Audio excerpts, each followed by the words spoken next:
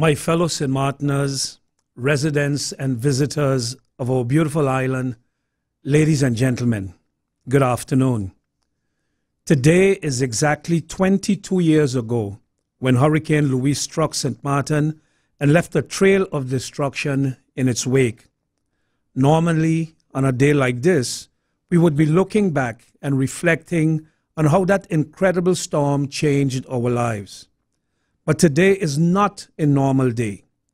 In a matter of hours, we're expecting another monster storm, Hurricane Irma, to come calling.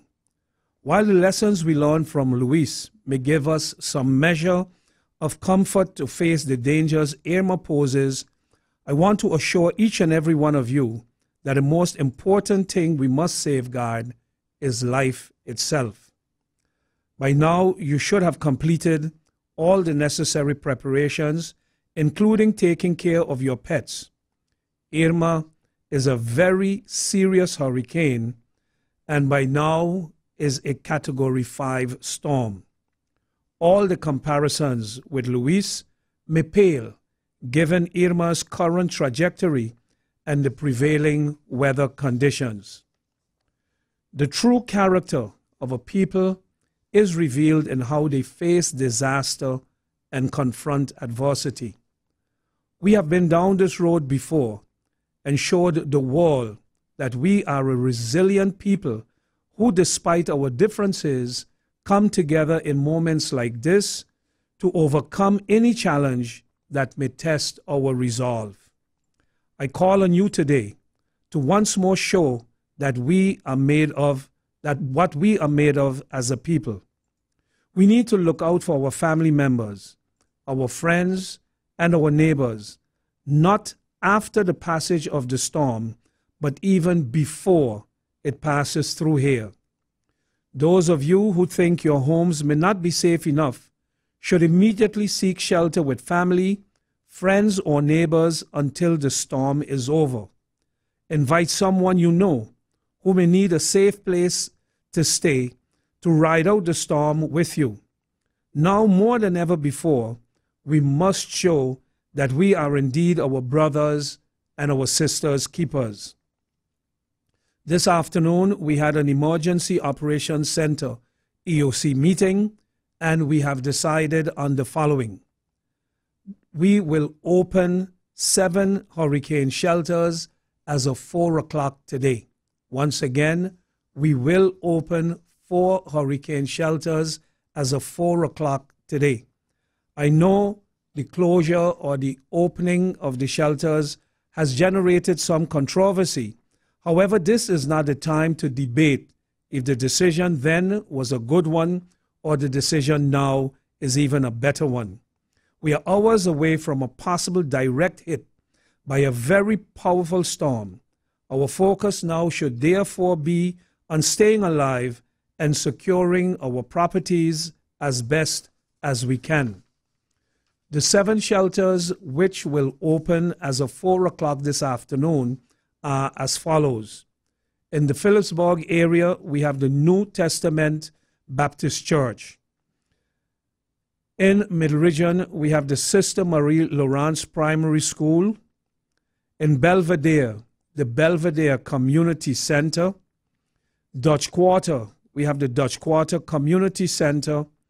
In the St. Peter's South Reward area, we have the Rupert I. Maynard Youth Community Center on the St. Peter's Main Road. In Cahill, we have the National Institute for Professional Advancement, so the NEPA school, just next to the Asher Stephen Christian School in the back of the Raoul Illich Sports Complex. And for Simpson Bay, Colby, K-Bay area, we have the Christian Fellowship Church across from Pineapple Pete's up in the hill. So the Christian Fellowship Church. These are the only 7 shelters that will be open this afternoon as of 4 o'clock to allow those persons who are saying we cannot find family or friends to go to. Our home is not in any condition to withstand this Category 5 hurricane, so we will be providing shelters. The Marines will be managing those shelters from 4 o'clock this afternoon until the hurricane passes, and our local staff will take over as soon as the hurricane subsides. The other shelters that have been designated in the other areas, they will, if necessary, open after the hurricane as well. We have another change, and that pertains to the time of the curfew. Originally, we announced that the curfew will kick in at 8 o'clock, but because of the conditions, the intensity of the storm, it is heading now to break all records. It is expected that by the time it reaches our area or beyond, it will be clocking probably 200 miles per hour. Unprecedented. This is not just any storm. So the curfew will now go into effect as of 6 p.m. Today, and it is mandatory to stay indoors until the curfew has been lifted.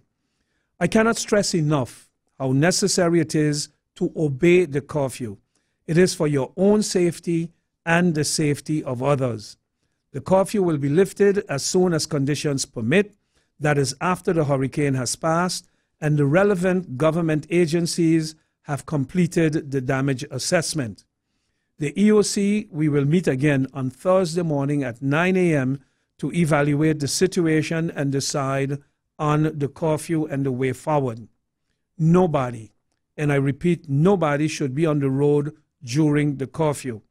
I am appealing to all of you not to go out and, conduct disaster tourism, trying to see for yourself what is happening outside, but to obey instructions from the respective government agencies charged with handling the emergency situation. As stated earlier in two of my previous broadcasts, a company of some 100 Dutch Marines have been mobilized and are on the island to assist our police, fire department, ambulance, public works, and other first responders. Government offices have already been closed. Schools have been closed and will remain closed until after the hurricane, and we will provide that notice. However, emergency services will continue to operate as normal. Should you require any emergency service during this period, you're advised to call 911, and hopefully this will not be necessary. With regards to business closure, it was mandatory that all businesses, including casinos, whether standalone or those in hotels, that they should have been closed as of 12 p.m. this afternoon. So they should have been closed over an hour ago. This means, so they have been closed an hour ago. However, supermarkets, hardware stores, restaurants, pharmacies, gas stations, and bakeries are allowed to remain open. Allowed, it is not compulsory. Initially, in previous broadcasts, we have said they are allowed to remain open until 5, but we have changed that. They will now be allowed to open until 3. Only restaurants on hotel properties are allowed to remain open after 3 p.m. Today. Hotels are, however, advised to make the necessary arrangements for essential staff to remain on their properties. Government has done all that it can to prepare for this hurricane. I hope that you have done the same as well. The pond has been drained to minimize potential flooding of the Phillipsburg area. But don't be alarmed if you see or smell some dead fish as a result of this. Many of you may not have experienced a hurricane before. It is never a good experience, and I therefore urge you to be as calm as possible. It is also very important that you refrain from rumor mongering and disseminating fake news. Stay tuned to the radio stations, especially our government radio station 107.9 FM, for accurate information and official announcements. And of course, stay tuned to the other radio stations that are carrying this broadcast as well. Rumors or any other form of misinformation can cause as much damage as a hurricane itself. So please do not share news from unreliable and unofficial sources on social media, no matter how tempting this may be. Fellow St. Martiners, residents and visitors of our beloved island, as we brace ourselves for this powerful hurricane, I join those of you who have begun praying and asking our good Lord to have mercy on our island and deliver us from this imminent danger. I pray that the same God who spoke to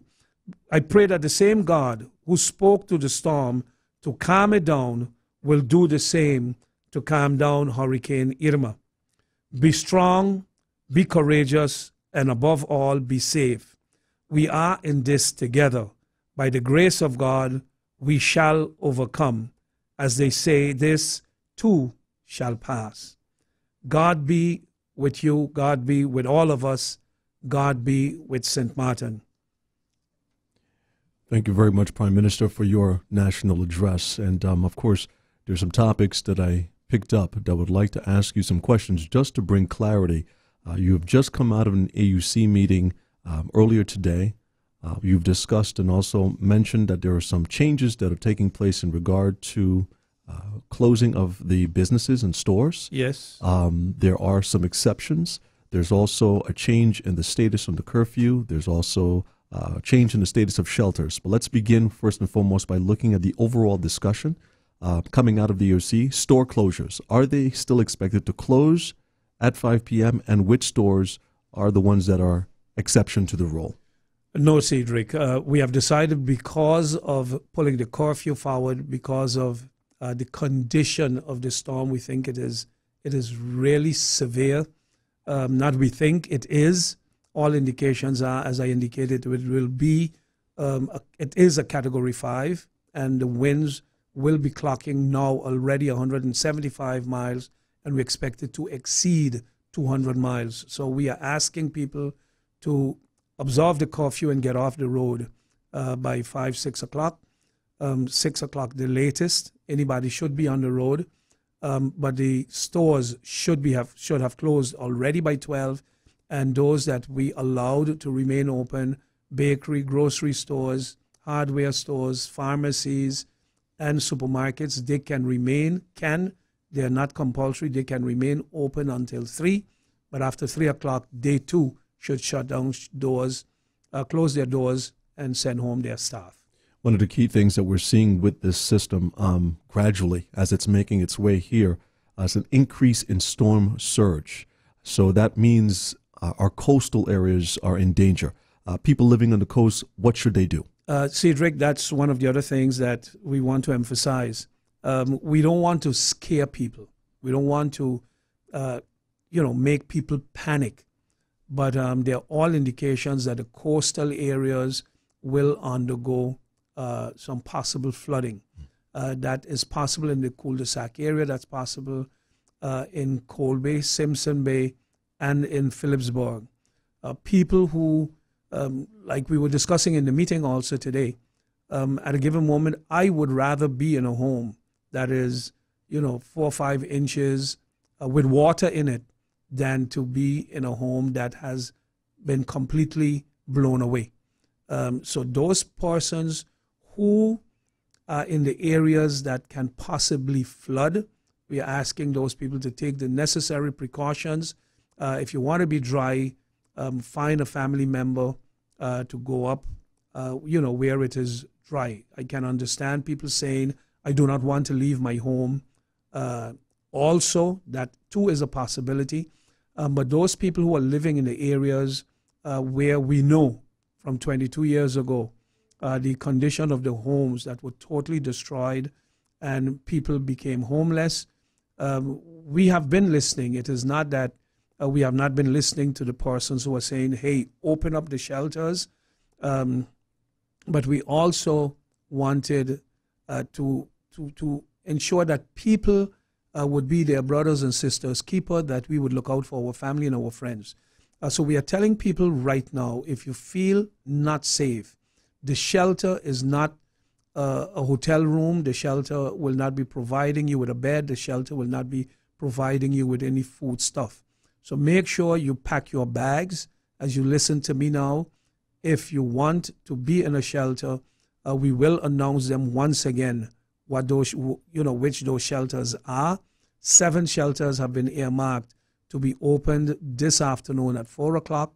We are urging people who need to go to a shelter to take some food stuff with you, take some drinking water with you, take a blanket, a sheet or something that you can spread somewhere to make yourself comfortable, and ride out the storm. Those 7 shelters, Cedric, as I pointed out earlier, they're the New Testament Baptist Church in Phillipsburg, the Sister Marie Laurence Primary School, the Rupert I. Maynard Community Center, the NEPA School in the back of the Rowley Sports Complex in Cahill, the Christian Fellowship Church across from Pineapple Pete's in the hill in Cold Bay, and we also have the Dutch Quarter Community Center and the Belvedere Community Center. These are the shelters that will be opened. They will be manned by the Marines from 4 o'clock this afternoon. Actually, we will have local staff there to help do the intake and help people settle in, but the local staff will take over as soon as the storm subsides. And the other shelters, once the hurricane has passed and people would want to go to other shelters, we have the Milton Peters College in South Reward that will also be available. The St. Martin Academy in Cul-de-Sac will also be available. The Leonard Connor School in K-Bay will also be available. The Allen C. Hawley Community Center in Simpson Bay will also become available. So those are shelters in addition to the 7 shelters that we have mentioned already. The staff of GEBE is right now providing each of those shelters with a standby generator. We believe electricity will be cut at some point in time. Most of these shelters, I believe all of them, are located, probably with the exception of the one, the church in Cold Bay. All of them, I believe, are located in the Dutch Quarter Community Center. They are not located in areas with underground. Those 2, all the others are, so they will remain hooked up as long as possible. But as soon as we have a total cut of our electricity, all the shelters will be provided with standby generators, which is courtesy of GBE. So people who are living in those low-lying areas, we expect a significant amount of rain. And initially, we were hoping the storm would bear north of St. Martin, but it is coming. So far, it looks like it will be between 5 to 10 miles. The eye will be just 5 to 10 miles away. With the size of the storm, Cedric, 5 to 10 miles is considered a direct hit. So we can expect, those of us who have been around 22 years ago, we can expect a repeat of Hurricane Louis. So this is not a hurricane to be taken lightly. This is not a hurricane to be taken lightly. As of 11 a.m. this morning, it was clocking at 180 miles, and we expect that it will grow in intensity to be over 200 miles an hour. So the curfew, in effect, at 6 and not 8 o'clock, and the shelters will open at 4 o'clock this afternoon. Prime Minister, thank you very much for updating us, and of course we'll be keeping everyone updated in regard to the developments of this catastrophic Category 5 Hurricane Irma as it's making its way throughout the Leeward Islands. And of course, you just heard the national address from the Prime Minister and a small conversation to ensure that the points discussed in the EUC meeting have been made clear to the public. We will be issuing, of course, the recorded national address to the media momentarily, so stand by for that. And of course, to the public, we invite you to, of course, stay tuned to St. Martin Gov Radio as we are getting ready to prepare the 2 p.m. advisory to let you know exactly where the position of Hurricane Irma is currently. So stay tuned. You're on tuned with St. Martin Gov Radio 107.9.